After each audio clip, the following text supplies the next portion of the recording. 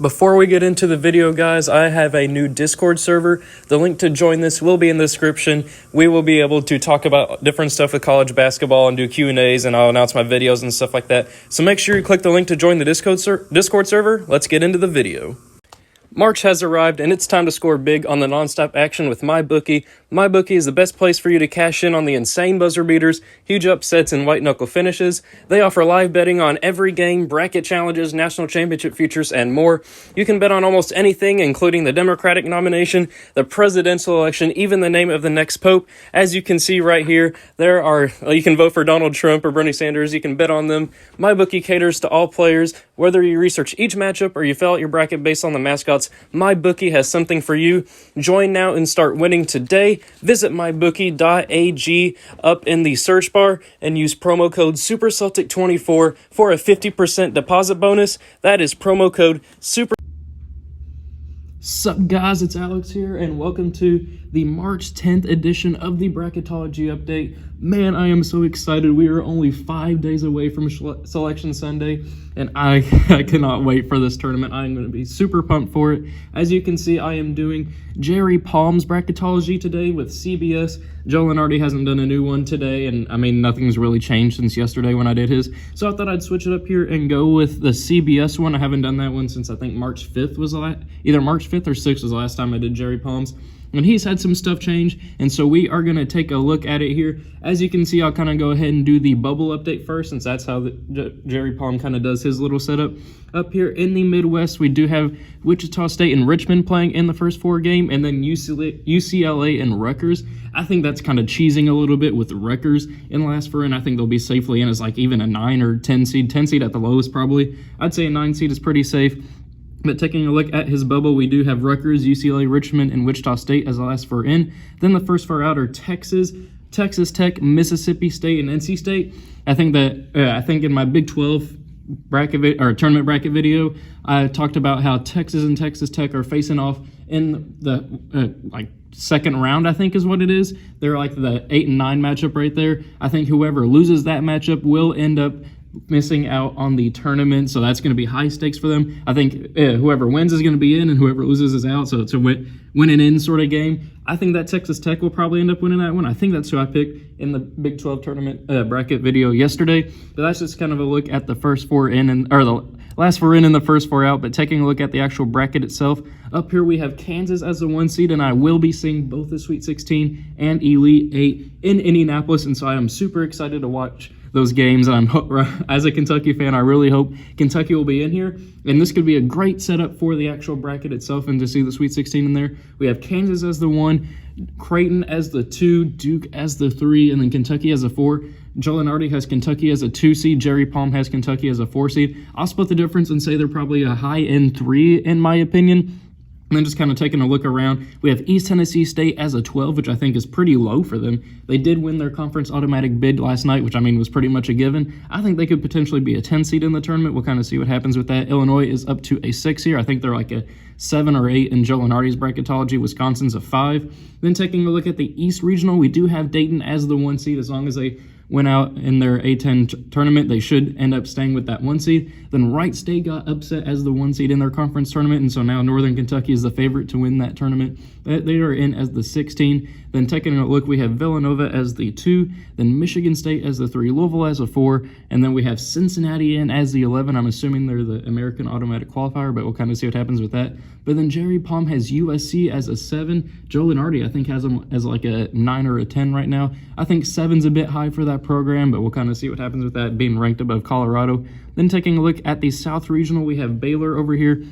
Don't know why the team logos aren't loading over here, but we have Florida State as the 2, Maryland as the 3, and then Butler as a 4. I think Ohio State should be ranked above Butler in my opinion, but we'll kind of see what happens with that. Then we have Marquette as a 9, ranked below Arizona State. Providence, I think, is pretty fairly ranked as the 7. And then taking a look at the West, I think Stanford's in as the 11 right there. I think Stanford's in the last 4 in Joe Lenardi's bracket. I think 11 being safe is a bit high for them. I'd put them in the last 4 in, but I mean, as an 11, they're probably on like the last 4 buys or something like that.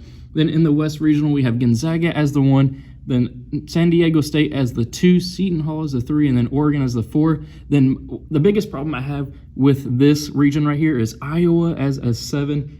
I think Luka Garza is possibly the player of the year. I think Obi Toppin's going to end up winning it. I would pick Obi Toppin just by a small margin over Iowa, just because he is the reason why Dayton's doing so well, and it's all about the voters really like the successful teams, and Dayton's a 1 seed, and Iowa here is a 7. I think Iowa is a borderline like 5-6 in that range. I think 7 is low for them. That's my biggest problem with the bracket. But without any further ado, before I get into my actual picks for this bracketology, I just want to say I'm giving away 2 NCAA tournament first round tickets if we hit 5,000 subscribers by March 17th, which is a week from today. I think we can get it done. Right now we are at 4,550, which means we are 450 away. We have been knocking them out like crazy. I think when I recorded yesterday's bracketology, we were at 4,500 exactly. So we've gotten about 50 subscribers in a day. If we keep it going, it's going to be close. I think we'll be able to hit it, though, with the actual tournament video itself and these views and stuff starting to rack up. So if you haven't subscribed already, make sure you're subscribed, and details on how to enter the tournament ticket giveaway will be in the description below. And let's go and get into the bracketology picks. So up first, we have Kansas. Obviously, they're going to beat the winner of Robert Morris and NC Central. Then I'm going to go with St. Mary's here, beating Arizona. St. Mary's had that crazy shot by Jack Ford to move past BYU in the West Coast semifinals last night. They won like 51-50. I wasn't staying up for that game, but I'm assuming it was pretty hard to watch if the final score is 51-50. But congratulations to them. They'll play Gonzaga for the West Coast Conference title.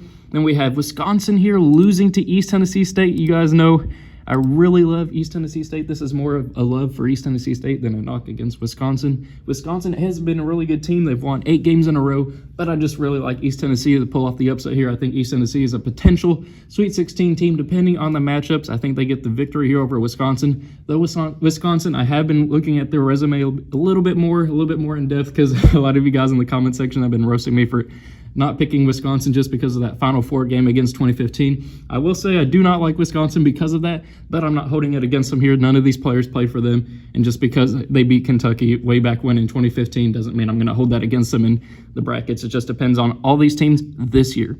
And then I'm going to go with Kentucky here beating Vermont. Kentucky is a better team than Vermont, in my opinion. I don't think they'll struggle too much with them. Would have set up an interesting battle between Wisconsin and Kentucky, but I don't think that's actually going to happen. Now I'm going to go with Iota Sumu and Illinois beating the winner of Wichita State and Richmond, which I'm kind of surprised Richmond's in the tournament. They're on my first 4 out, though, with a strong showing in the A-10 tournament. Could push them in for me. I'm going to go with Duke here beating Little Rock. Then I think that Michigan will beat Utah State and beat the automatic qualifier from the Mountain West. That's right, Mountain West. I couldn't remember the conference name for a second. Then I'm going to go with Creighton here, moving on past Belmont. Then for a spot in the Sweet 16, we do have Kansas moving on past St. Mary's. Kentucky, I think, will be able to beat East Tennessee State, though I could see East Tennessee State pulling off the victory there if Kentucky plays like they did in the second half against Tennessee and then the first half against Florida. But I think Kentucky will be able to move on here and into the Sweet 16. I'm going to go with Duke here beating Illinois, and then I'm going to go with Creighton beating Michigan. Creighton's one of the best offensive teams in the nation, and I think they'll be able to move on. Then for a spot in the Elite Eight, we do have Kansas moving on past Kentucky. As much as I want to see Kentucky win that game live, because that would be in Indianapolis, and I'd get to see that, I just don't think it's going to happen. Kind of the same thing with Duke. I think they were going to lose to Creighton here. I did pick them to win the ACC tournament in that tournament prediction video from Sunday. If you guys, I just realized that's a bit of a spoiler alert, but if you haven't seen it already 2 days later, go ahead and check that out. Then Kansas and Creighton in the Elite Eight. I am going to go with Kansas here moving on. I'd really like to see Creighton win that game, especially if it's live, but I do think Kansas is going to destroy them down low. Creighton's a really good shooting team, but they don't really have any big guys that could challenge Azubike down low. I think he's going to have a good game. I don't think I pronounced his name right, but oh well. We're going to go with the East region now. We're going to put Dayton moving on past Northern Kentucky. And I'm going to go with Kerry Blackshear, who may miss the SEC tournament. I'm not sure about the NCAA tournament. If he does not play, I think Colorado wins this game. But if he does play, I think Florida is definitely talented enough to move on past Colorado. Then I'm going to go with Auburn here with Isaac Okoro, who's a potential top 5 pick in the draft, moving on past Akron. Louisville, I think, will handle Liberty here. Then we have West Virginia moving on past Cincinnati. This is more of a knock against Cincinnati than a love for West Virginia. A couple of bracketologies ago, if you guys watched that, you would have known that I said I would never pick West Virginia to win another first-round game. But they did beat Baylor at home, and I think that they get that victory there. That's probably the best matchup possible as an 11 seed against as a 6 seed against the 11-seeded Cincinnati Bearcats. Michigan State will handle North Texas. And I'm going to go with USC here, moving on past Indiana. I can't remember what the player's name is right now, but USC has a potential top 10 pick on their roster. I think he's like their starting power forward or center or something like that. He is really good. For some reason, I just can't think of his name. I think he powers them past Indiana. Then go with Villanova here, moving on past Colgate. Though Colgate could surprise some people as like a 14 or 15 seed. They gave Tennessee a good game last year as a 14 seed, I believe. They could surprise some people and potentially pull off a 15-2 upset. But then I'm going to go with Dayton here, moving on past Florida, and then Louisville moving on past Auburn. Michigan State, I think, will easily handle West Virginia. I don't think that one would even be very close. But then I'm going to go with Villanova moving on past USC.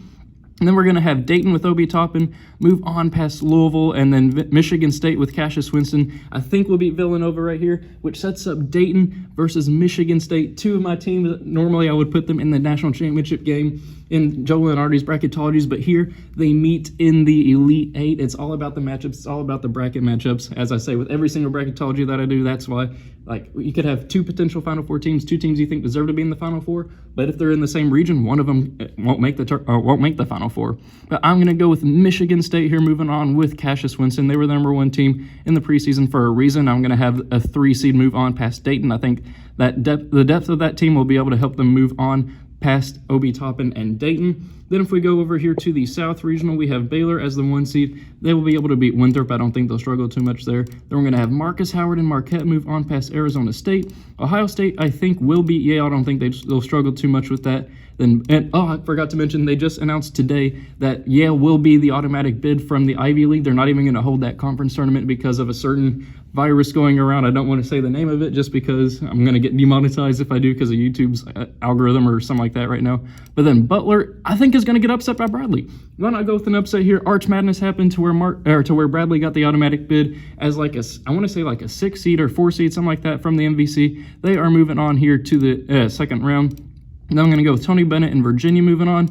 Then Maryland moving on, as well as a 3/14. Providence, I think, can beat LSU. And then Florida State will beat North Dakota State. And I'm going to try to get this bracketology out because I think we're approaching like 12 minutes in the video right now. Going to try to keep it somewhat short. And we got Baylor here moving on past Marquette. I think they'll be able to shut down Marcus Howard. But then they'll run into the buzzsaw that is Ohio State, who will handle Bradley. Then we have Maryland with Anthony Cohen, I think is how you pronounce it. I think I've been pronouncing it Cowan. I think that's incorrect. I think somebody called me out in the comment section for it yesterday. I think it's Cohen, Anthony Cohen. I'm not sure. Let me know in the comment section how to pronounce it correctly, so that way once the actual tournament video comes around, I can go ahead and pronounce it correctly. But I do think they'll be able to beat Virginia. Then I'm going to go with an upset here and go with Providence, who is a hot hand right now in the NCAAs with the 7/2 upset.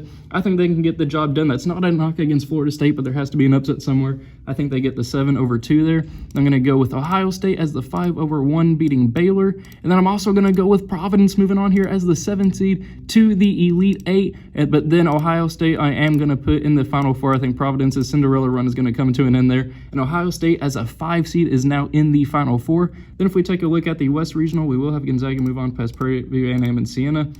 Now I'm going to go with Houston moving on past Oklahoma. Stephen F. Austin here will pull the 12/5 upset over Penn State. New Mexico State will pull off the 13/4 over Oregon. I'm not going to go too much into that matchup because I've been doing it with every single bracketology with New Mexico State beating Oregon. I'm going to go with BYU here beating the winner of Rutgers and UCLA, which I think would probably be Rutgers at this point. Then Seton Hall will beat Hofstra. Iowa, I think, will be able to beat Xavier. And then San Diego State will beat Eastern Washington. So then first spot in the Sweet 16, we have Gonzaga moving on past Houston. Stephen F. Austin, I think, will be able to beat New Mexico State here and end their undefeated streak and move on to the Sweet 16. But then I'm going to go with Seton Hall and Miles Powell moving on here past BYU. That's going to be a really good shooting matchup to watch. And then Iowa with Luka Garza will move on and upset San Diego State. So two number 2 seeds aren't going to make the Sweet 16. I think Iowa, as a really underseeded team here, moves on to the Sweet 16. I'm going to go with Gonzaga moving on past Stephen F. Austin. Iowa with Luka Garza pulls off another upset here. We have 2 7 seeds in the Elite Eight. I think they get the victory there over Miles Powell. But then for a spot in the actual Final Four, I am going to go with Gonzaga with the Fighting Mark Hughes. I think they make the Final Four. But then Kansas and Michigan State, I think Michigan State wins that one. Their supporting cast behind Xavier Tillman and Cassius Winston is rounding into form, and they are one of the hottest teams in the nation right now. I think they make the national championship game. They are going to face Gonzaga in the national championship game, though that'd be pretty cool to see an all Big Ten national championship game and have a guaranteed Big Ten champion for the first time since 2000. But I am going to go with Gonzaga there, moving on past Ohio State. And then for the actual national champion itself, I am going to go with Michigan State, moving on and winning the national championship as a 3 seed, as I picked them to win the Big Ten tournament. I think they're playing the best basketball in the nation right now, and I think that they can win the national championship. So thank you guys for watching. I hope you enjoyed it. Be sure to like and subscribe if you did. Make sure you check out the NCAA, or make sure you enter the NCAA tournament ticket giveaway. Make sure you join the Discord link, and make sure you also join my bookie and use the promo code SuperCeltic24 for a 50% deposit bonus. Thank you guys for watching. I hope you enjoyed it, and I will see you all later.